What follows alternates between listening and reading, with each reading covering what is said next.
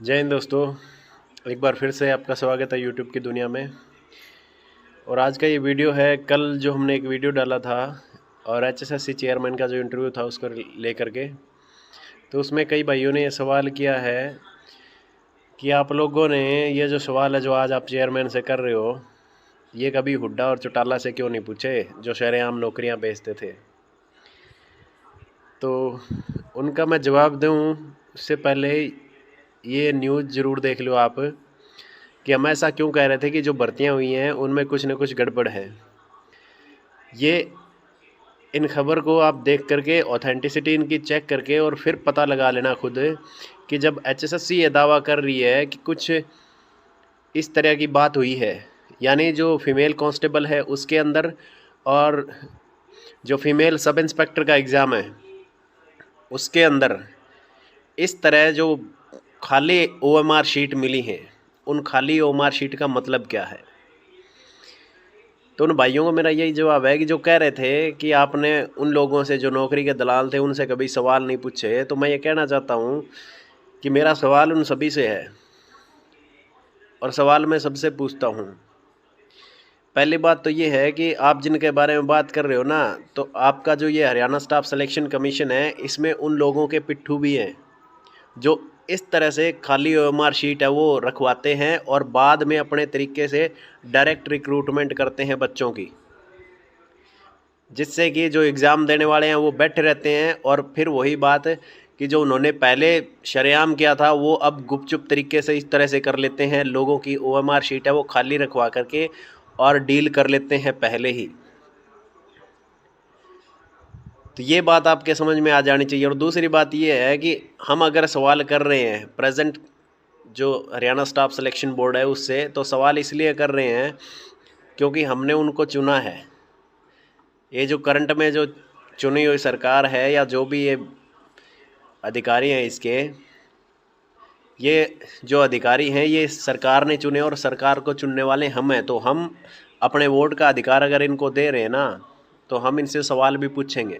और इसलिए हमने सवाल पूछे हैं क्योंकि इनकी नाक के नीचे ये सब कुछ हो रहा है। इस तरह से ओएमआर शीट खाली आ रही है फीमेल कांस्टेबल में या फीमेल सब इंस्पेक्टर में जो ओएमआर शीट है, आप देख सकते हो इन खबरों में, इन न्यूज़ में देख सकते हो कितनी खाली है कितनी नहीं। और ये मैं नहीं कह रहा अपनी तरफ से, ये इन्होंने खुद स्वीकार किया है और सीआईडी जांच और विजिलेंस जांच के लिए इनको आगे रिकमेंड किया है कि इन कैंडिडेट से पूछा जाएगा क्यों खाली शीट छोड़ी गई हैं। और क्यों छोड़ी गई हैं वो तो सबको पता है किस लिए छोड़ी गई है, क्योंकि वो जिनको आप कह रहे हो ना कि ये पहले जो बेचा करते थे जॉब को, उन्हीं के दलाल उन्हीं के पिट्ठू हैं जो इस वक्त कुछ बोर्ड में भी बैठे हुए हैं और वो शरेआम आंख में से काजल चुरा रहे हैं, यानी सब कुछ देखते हुए सामने भी।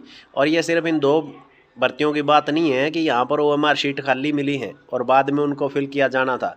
पहले भी जो भर्तियाँ हुई हैं वहाँ तक जो है उनकी नज़र नहीं पहुँची बोर्ड वालों की, और वो गुपचुप तरीके से काम है वो अंजाम दे दिया गया है।